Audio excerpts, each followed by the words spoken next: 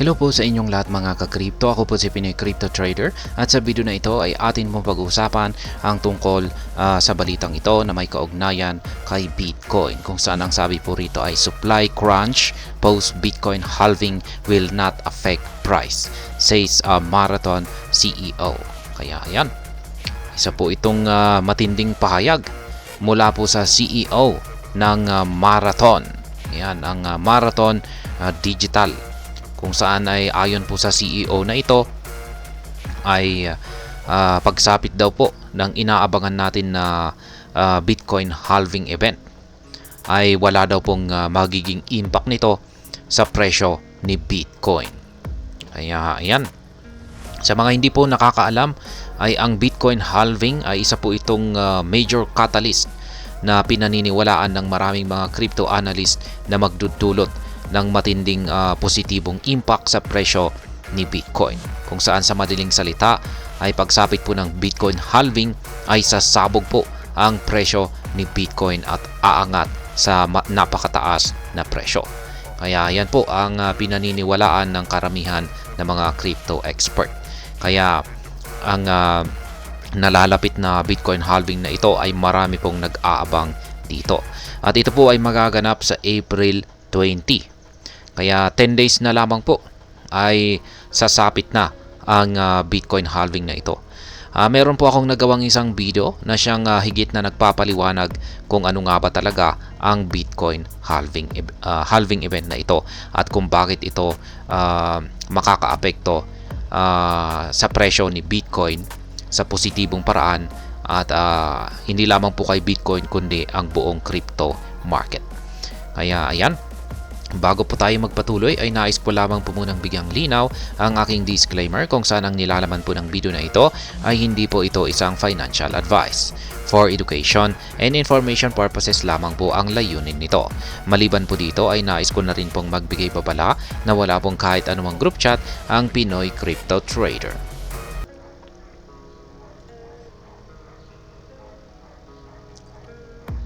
Ayan, with the Bitcoin halving approaching right around the corner, market participants are expecting the supply crunch post-halving to keep a bull momentum in place. However, Marathon Digital CEO Fred Thiel believes that the highly anticipated halving will not likely have an impact on the price of Bitcoin. Kaya ayan po ulit, nasa sulok lamang daw po ang nalalapit na Bitcoin halving event na inaabangan po ng buong market participants. Yan dito sa crypto market. Crypto market participants. At tayo po yan. Lahat po ngayon ay nakatutok na sa nalalapit na magaganap na Bitcoin halving. Yan dahil gaya po ng sinabi ko kanina, ang Bitcoin halving na ito ay magdudulot po ng isang matinding pagsabog sa presyo ni Bitcoin. Yan, ito ay magdudulot ng bullish momentum. Ito yung parang magsisimula sa kanyang bullish momentum o yung kanyang tuloy-tuloy na pag-angat sa presyo. At yan po, hindi lamang po ako ang siyang naniniwala sa ganyang impact ng Bitcoin halving event na ito. Marami na rin pong mga ibang mga crypto analyst dyan ang may kaparehong pananaw na ayan, katulad ko. Kaya ayan, ngunit ayan, meron pong hindi sang-ayon dito na isang kilalang tao. At siya po ang CEO ng Marathon Digital. At siya po ay walang iba kundi si Ginoong Fred Thiel. Ayan, siya po si Fred Thiel or Thiel. Yan, ay naniniwala po siya na yung inaabangan po nating lahat na paparating or nalalapit na Bitcoin halving ay mukhang hindi daw po ito magdudulot ng impact sa presyo ni Bitcoin. Yan, parang baliwala lang daw ang magaganap na Bitcoin halving na ito. Yan, parang siguro pagsapit ng April 20, ayon sa kanya ay magiging parang normal lamang ito na araw para kay Bitcoin. Ayan. Yan po ang sinabi ng CEO ng Marathon Digital. sapagkat ang dahilan po niya rito ay ito: Bitcoin halving effects likely already in place. Kaya yan, yung epekto daw ng Bitcoin halving ay naranasan na natin. Ayan, or nararanasan na natin. Yan na daw yung kakalagayan ngayon ni Bitcoin, ay ito na raw yung impact ng Bitcoin halving. Ayan, yan po ay ayon muli kay Ginoong Fred Thiel, the CEO of the biggest US cryptocurrency miner, Marathon Digital, claims that the effect of Bitcoin halving has already priced in the movement of Bitcoin. Kaya yan. Ang Marathon Digital na ito ay isa po pala itong cryptocurrency miner.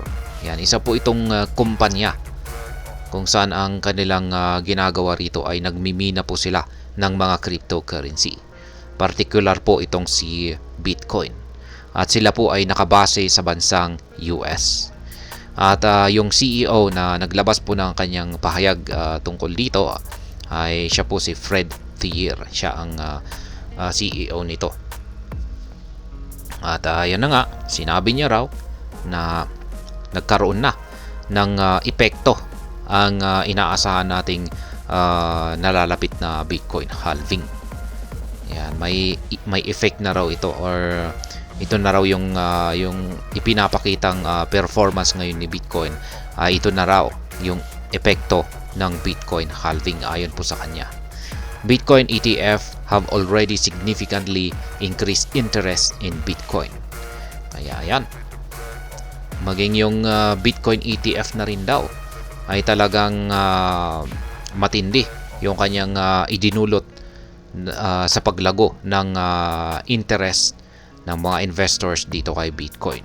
Kaya yan, marami po talagang pumasok na mga investors dito kay Bitcoin dahil dito sa Bitcoin ETF na ito.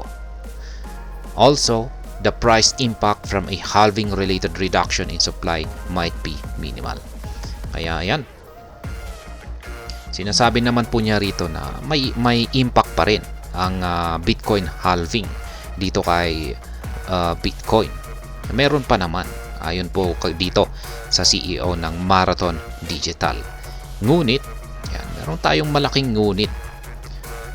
Ayan, ngunit, ang sabi niya rito ay minimal lamang daw po ang magiging impact nito. Ibig sabihin, kung pag minimal ay kokonti or mahina yung magiging impact nito sa presyo ni Bitcoin.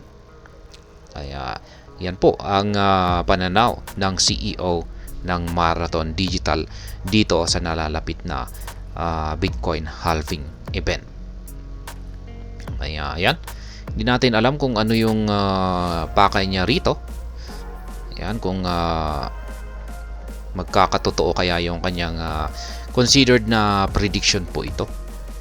Yan, no, hindi naman po talaga tayo nakakasiguro kung ano talaga ang mangyayari pagsapit po ng Bitcoin halving event na ito. Ayan. Siyempre, kung pag may naniniwala na pagsapit po ng Bitcoin halving ay sasabog ang market price ni Bitcoin, ay siyempre, hindi natin maiiwasan na may mga tao na rin na sila ay naniniwala na walang mangyayari pagsapit ng Bitcoin halving. At syempre, meron ding mga tao na naniniwala na babagsak si Bitcoin, at particular po ay yan yung mga Bitcoin critics. Kaya meron talaga, hindi po talaga maski pero pagdating po sa mas marami po yung naniniwala na itong si Bitcoin ay sasabog po talaga pagsapit ng Bitcoin halving event. Kaya ayan, at isa na po ako doon sa mga naniniwala na makakaranas ng price surge itong si Bitcoin. At yung basihan naman po kasi natin dito ay yung kanyang previous or yung mga nakaraang performances niya sa kada na may nagaganap na Bitcoin halving event. Kasi sa mga nakaraan na mga Bitcoin halving ay talagang nakakaranas po talaga ng price surge itong si Bitcoin kapag siya ay nakakaranas ng Bitcoin halving event. Kaya ayan, pero ayan na nga, yung gaya ng sinabi ko kanina, ay meron po tayong kanya-kanyang sariling opinion at pananaw dito. At ang CEO po ng Marathon Digital dito ay kanya lamang pong ibinahagi yung kanyang sariling pananaw dito kay Bitcoin. At hanggang dito na lamang po tayo sa video na ito mga ka-crypto. Sana po ay inyong nagustuhan ang aking paliwanag sa video na ito. Kung inyo po itong nagustuhan, pakiclick lamang po ang like button nito. Para naman po sa mga bago lamang dito, kayo po ay aking inaanyayahan para mag-subscribe. Pakiclick na rin po ang bell icon nito dahil ito po ang siya magsisilbing notification nito sa mga bago kong videos na akin pong ina-upload sa aking YouTube channel na ito. Marami pong salamat sa panunood, ingat po tayo lagi, at God bless po sa ating lahat.